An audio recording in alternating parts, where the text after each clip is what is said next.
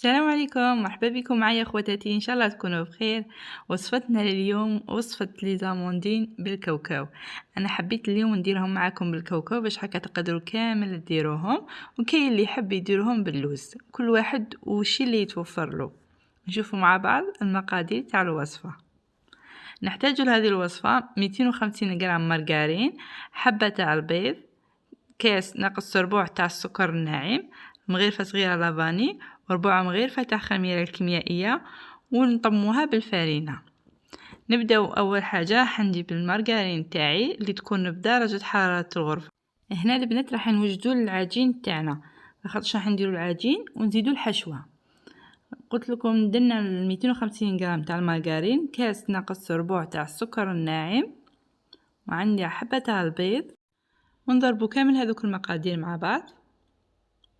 من بعد نضيف لها مغرفه صغيره تاع لافاني، ونزيد لها الفرينه مع الخميره الكيميائيه، قلت لكم ربع مغرفه، ونبداو نطمو في العجينه، يعني عجينه تاع الصابلي كيما اللي موالفين نديروها.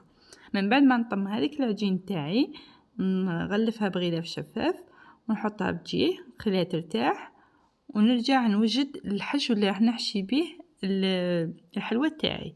هنا عندي 150 غرام مارغرين طريه، 150 غرام، نزيد لها نص كاس تاع السكر العادي، ونبدا نضرب فيهم كامل مع بعض. ضروري هذه الحشو تاعو تضربوها البنات باش تجيكم خفيفه وتجيكم بومبي. من بعد نزيد لها 2 حبات تاع البيض، ورانا نضربو فيها. ضربوا مليح حتى اللي يذوب لكم كامل هذاك السكر، تحسوا بلي كامل ذاب، تتحصلوا شغل على قوام كريمي. من بعد ما ذاب لي هذاك السكر نسكرفج عليها حبه تاع قارص كامله. القارص راح يعطي لها بنه بزاف هايله. نزيد لها مغرفه صغيره تاع لافاني، ونزيد نضرب. من بعد ما ضربتهم كامل نزيد لها كاس ونص تاع كاوكاو مرحي، كاس ونص تاع كاوكاو مرحي. اللي يحب يديرها باللوز يديرها باللوز، ثاني كاس ونص تاع لوز مرحي، ونزيدوا لهم 2 مغرفات تاع الفرينه كيما راني ندير انايا، ونضربهم ثاني كامل بالباطو قيس 5 دقائق برك ونحبسو هكا. من بعد ما تحصلت على الكريمه خليتها بجيه ورجعت للعجين تاعي. نبدا نشكل هكا كره في يدي ونديرها في ليمول. انا راح ندير في هذو ليمول تاوعي، نشكلها بهذه الطريقه، ونحي هذاك العجين الزايد على الجوانب. شوف سقموها مليح في المول تاعكم. وهنا راح نزيد معاكم الحبه الثانيه. شوفوا البنات انا راح نديرها على 2 اشكال، راح ندير في هذو ليمول الصغار، وراح ندير في ليمول تاع لي تارتولات. من بعد نقول لكم علاه.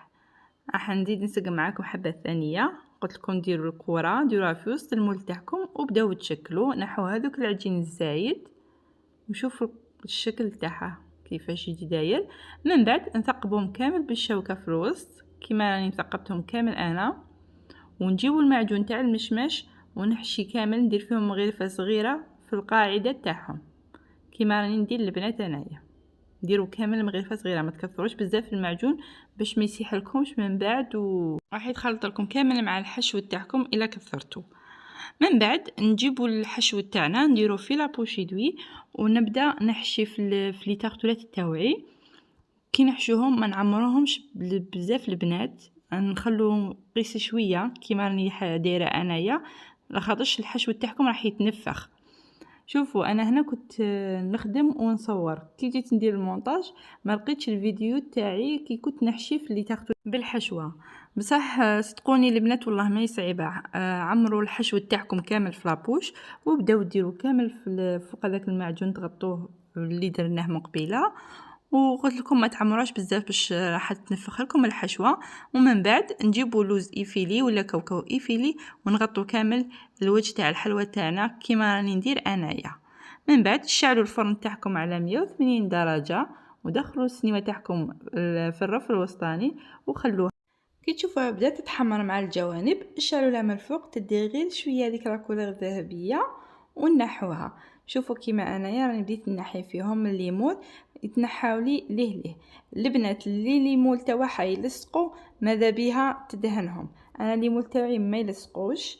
من بعد نجيب شويه تاع الناباج، نضيف له مغرفه تاع المعجون تاع المشماش. انا نحب نضيف له هذيك المغرفه تاع المعجون راح تزيدني اللون الذهبي للحلوى.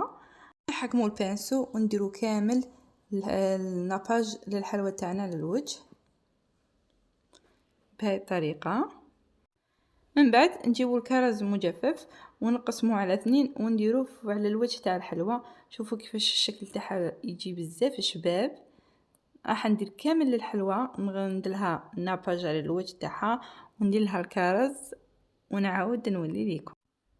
وها هو الشكل النهائي للوصفه تاعنا تاع اليوم البنات. ان شاء الله تكون عجبتكم الوصفه تاع اليوم.